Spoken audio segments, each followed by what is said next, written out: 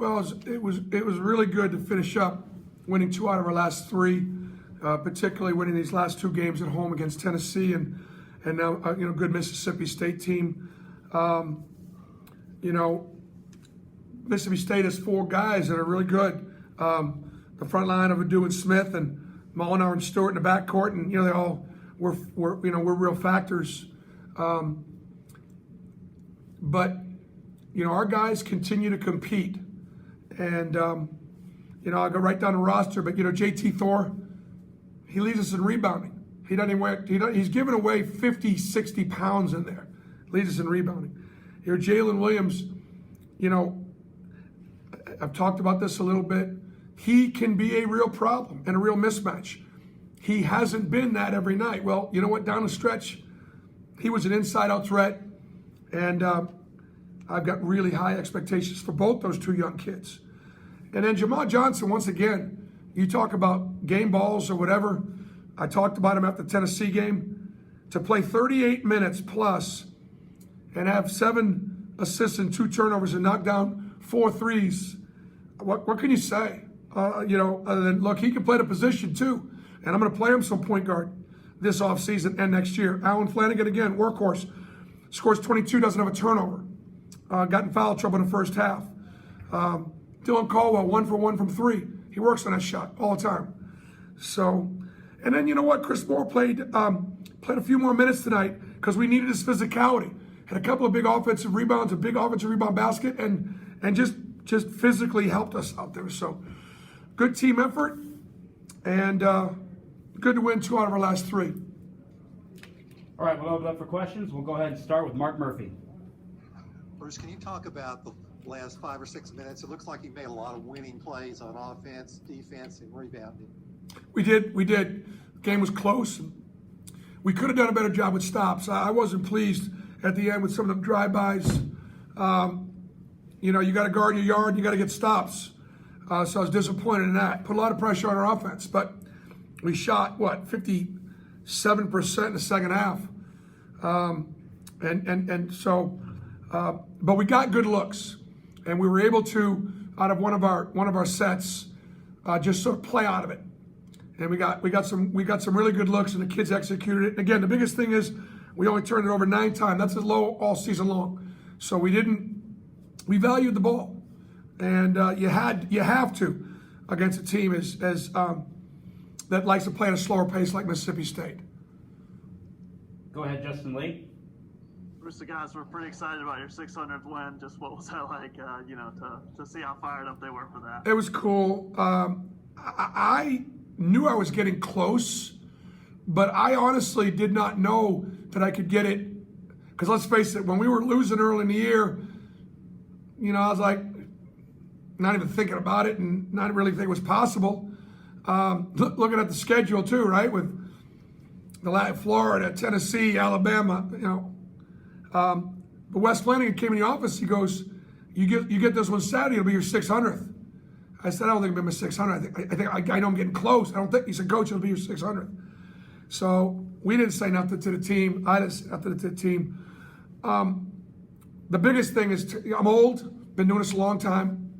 But I'm just grateful to my coaches, staff, managers, the athletic directors that have hired me and retained me, the fans everywhere, for giving me the opportunity, trusting me to lead their programs.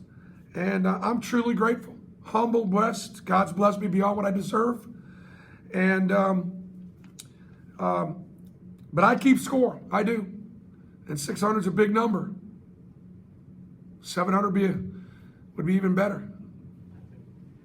Go ahead, Justin Ferguson. Bruce, Allen played all 20 minutes of that second half, had a lot of scoring, big rebounds as well. Just how important was he, especially in closing out that game for y'all? Yeah, he got downhill. He turned the corner. I kind of challenged him a little bit. Mississippi State was switching out, and I'm like, come on, man, you got to be able to drive by these big guys.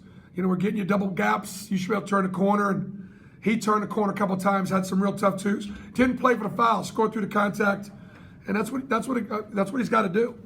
And the fact that he played 20 minutes in the second half and didn't have a turnover, that was huge. Valuing the ball, and take care of business. And I get on Al pretty good because I just have a very high expectation for him.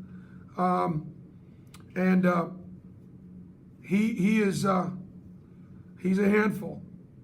But I'm just telling you, there's a lot of upside here. Got a lot more to give. Go ahead, Brian Matthews. Hi, Bruce. When do you officially start your off season? And then also, what does it mean to go into that off season playing defense much better the last 4 games, gave up about 71 points per game, and then today especially cut down those turnovers? Yeah. We'll off season will start here now. The players get the week off. I've got some things. I got some things I got to do this week.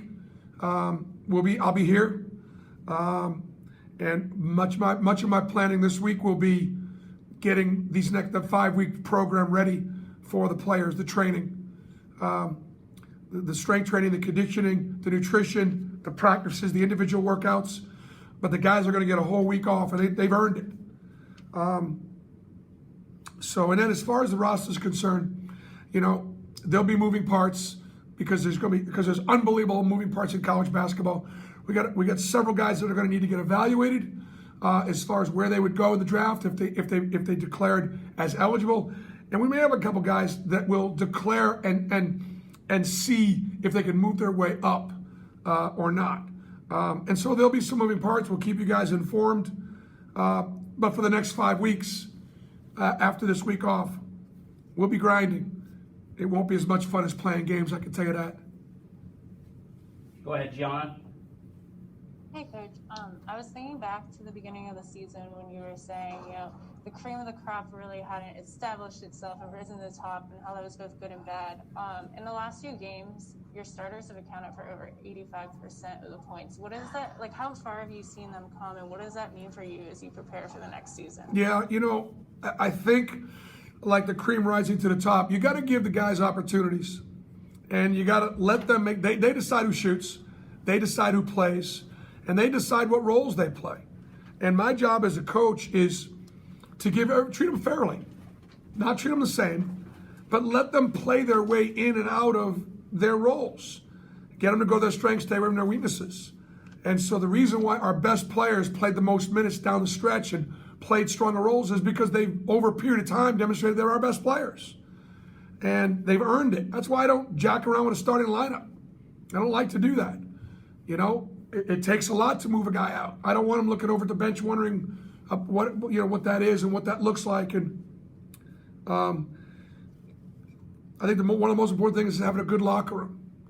And having an environment where those kids are family, they care about each other, they trust each other, they rely on each other. And so, yes, the cream rose to the top. Starters played more heavily. And let's face it, we also, we took a scholarship penalty this year also. Only 12 guys on scholarship. We had a couple guys hurt, didn't play. So that roster got pretty thin. And the guys that had the opportunity, stepped up, got better. We finished on a high note. Go ahead, Josh Vitale. Hey, Bruce, I know this season only ended like 20 minutes ago, but just looking ahead, how optimistic are you for what this team could be next season, given the flashes you showed? Well, I mean, look, I'm optimistic, but we got to stay together. We got to develop. We got to grow. We'll see. Very excited about the kids we got coming in. Very excited about the guys we got returning. We decided to go young. I didn't know that I was be the youngest team in the country, but because I wanted to give these guys a chance to play the minutes that they played. Jamal Johnson, for example, came in as a transfer to a really good team with lots of depth at his position. I wanted him this year to have that opportunity. Al came in with Isaac Okoro at his position, all right, knowing this was going to be his year and getting the opportunity. And I think for the most part, they took pretty good advantage of it. Now we got stuff to do. We got a lot of stuff to do to become a championship team. But if this team reminds me of 4 years ago a little bit, Jared Harper's freshman year, yeah, it does. That team came back and won the league. All right, got time for 2 more. We'll go to Justin Ferguson. Bruce, you mentioned JT leading you in rebounds despite giving up all that size on the inside. What's the potential for a guy like him, if he gets a full off season under y'all? Oh, JT's going to be pro. We all know it. Because he's got it. He's got some instincts. He's got some feel. And we start putting, look, he was plus 12 in the game today. We were better with him in the game today. I'll tell you, he's fun to coach. He's a really good teammate. He's willing to work. And all I could say, I just want to remind people, at age 14, he left home to try and become a great student athlete and a great basketball player. Left his home, left his family in Alaska. These guys have earned everything they've gotten because they've worked hard. And JT's a good example of that. But I challenge him to take advantage of the opportunity. All right, we'll wrap it up with Mark Murphy. I was going to ask about JT. I'll try something different. You guys got a lot of really good shots in the second half. Talk about that compared to the first half. Well, the offense is in front of my bench. I've got a little more influence. I think the fact that truly that Jamal's playing a point and we're not trying to go too fast. We got the ball back in his hands and he set the table, but he sets the table for guys to, for Jalen to get some touches inside and out, for Al to get some touches going downhill to, and he takes what he gets as far as some open shots and, and things like that. So I think the guys should have confidence that, if we run our stuff and execute a little bit, we're gonna get some clean ones, and they got some clean ones and they made them. All right. Thank you, Coach. Appreciate you guys. Appreciate your patience with this team this year.